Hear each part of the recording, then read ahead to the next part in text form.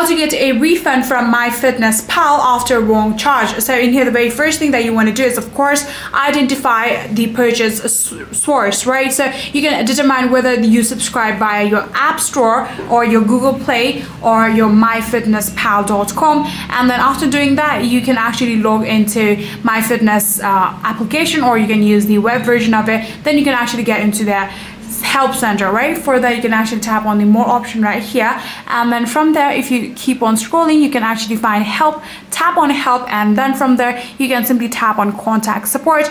After tapping on contact support here, you will actually be able to request a refund. So simply type down message on what exactly is wrong with what exactly has been wronged with you, and then from there you can choose the wrong charge or subscription issue. Then you can actually tell them what the issue is, and after doing that, I'm pretty sure that you will be able to get your refund from MyFitnessPal. So in here, I'm pretty sure they will be considerate about your situation. If you're eligible, you'll be getting your refund within 5 to 10 business days.